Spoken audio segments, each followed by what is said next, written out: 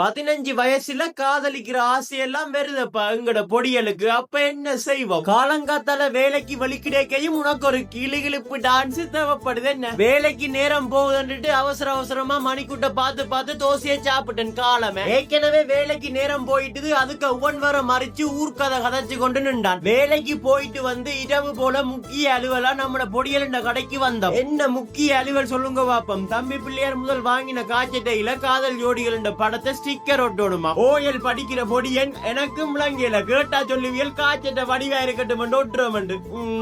அப்படியே அதால நம்மட முதலாளி நண்பர் வீட்டை போவோம் பார்த்தா முதலாளி வீட்டுக்கு போற பாதை புனரமைச்சு கிடந்துச்சு. முதலாளி வீட்டு கருப்பன் நம்மள கண்டுட்டு ஓடுறானப்பா. ஒரு கொஞ்ச நேரம் முதலாளியோட சிரிச்சு பேசி கதைச்சேன். ஆனா முதலாளிய மட்டும் காட்ட இல்லாத நிலைமை. ஆள் சரத்தோட நின்றாரப்பா. அப்படியே அதால அம்மா வீட்டை போனா அம்மா சாப்பிட்டு கொண்டிருந்த மரவள்ளி கிழங்கு பொரியல நான் பறிச்சு சாப்பிட்டா என்னட்ட பறிச்சு இவன் சாப்பிடுறானப்பா.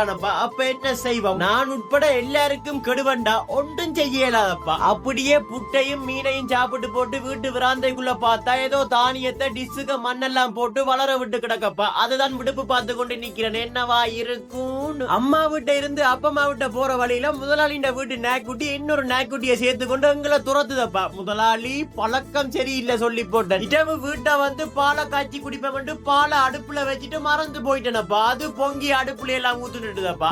என்ன செய்யறது? கிடந்த கொஞ்ச பால பிரவுனுக்கும் வச்சிட்டு நானும் குடிச்சது தான். நாளைக்கும் உங்களோட கண்ணுல பட்டா சந்தோஷம் தான்.